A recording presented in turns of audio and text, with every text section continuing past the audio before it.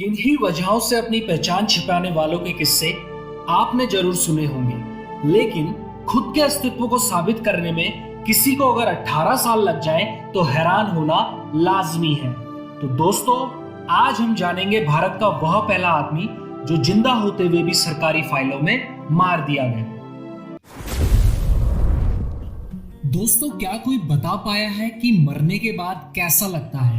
लेकिन एक व्यक्ति है जो आपको इसका सटीक उत्तर दे सकता है, और वो शख्स है लाल बिहारी मृतक, जिनका किरदार कागज में पंकज त्रिपाठी ने निभाया है। सन 1976 से 1994 तक उत्तर प्रदेश के आजमगढ़ में रहने वाले लाल बिहारी को सरकारी कागजों में मृतक घोषित कर दिया गया था।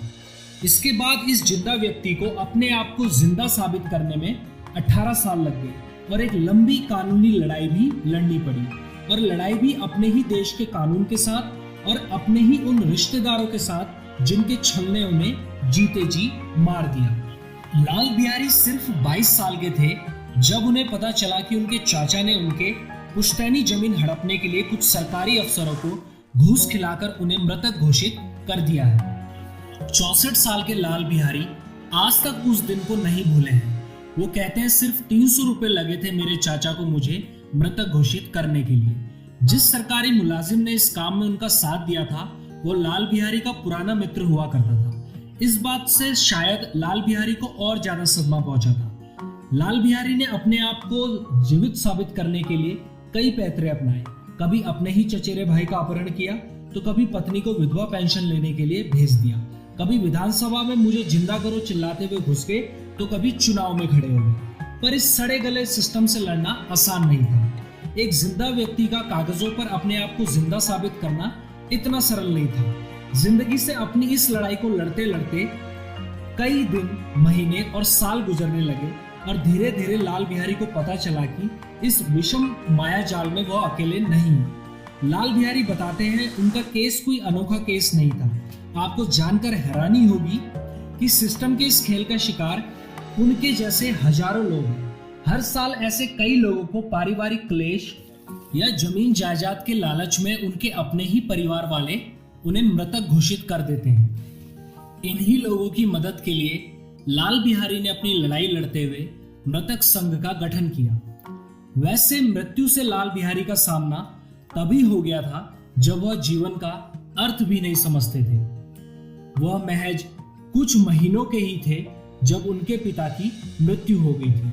उनकी मां ने दूसरी शादी कर ली और उन्हें लेकर अमीलो मुबारकपुर से खलीलाबाद आ गए। लाल बिहारी कभी स्कूल नहीं जा पाए। गुजर बसर के लिए उन्होंने बनारसी साड़ियां बुनने की कला सीख ली। 22 के हुए तो लगा क्यों ना पिता के हिस्से की जमीन पे अपना कारखाना खोला जाए। कारखाने के लिए लोन लेने गए तो दस्तावेज खारिज हो गए। खलीलाबाद के उस अफसर को लाल बिहारी काफी समय से जानते थे।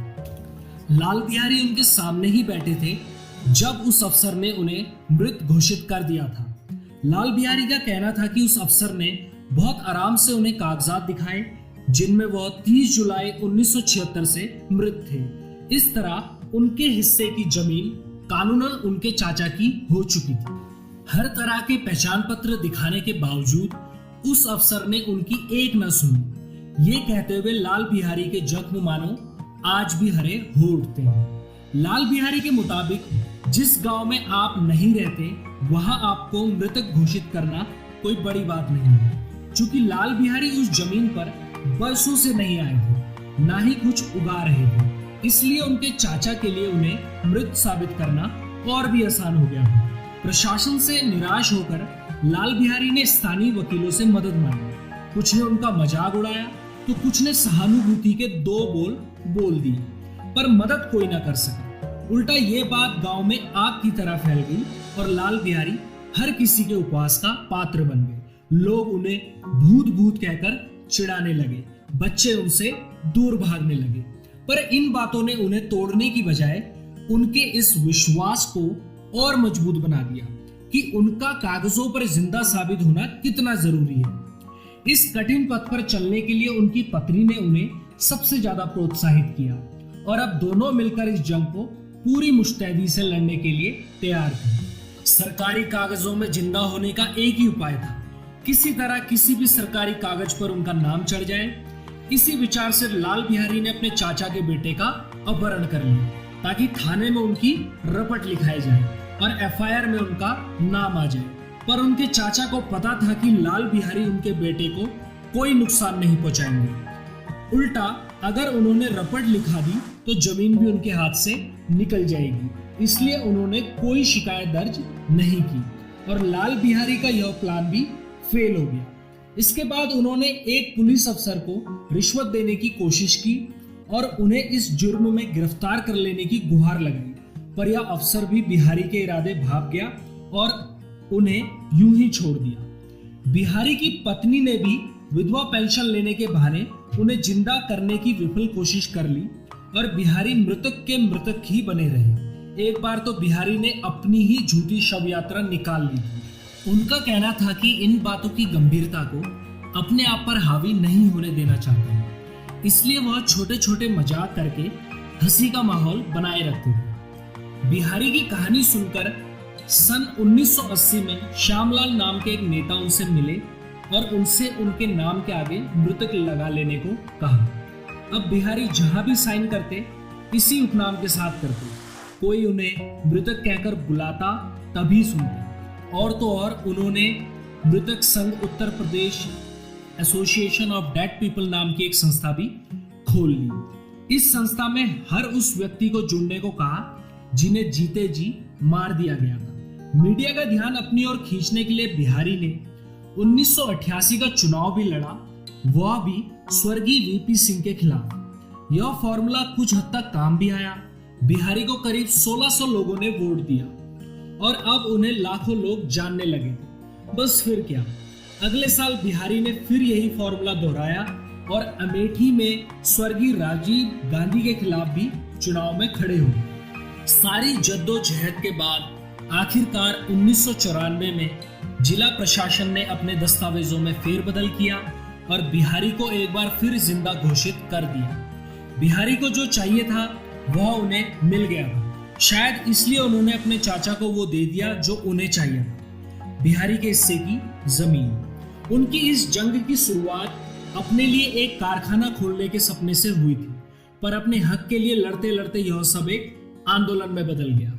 लोग कहते रहे एक आदमी इतने बड़े सिस्टम के खिलाफ नहीं लड़ सकता, और लाल बिहारी उन सब से कहते रहे कि मुझे कोशिश तो करने दो, और उनकी निरंतर कोशिश आखिरकार रंग लाई।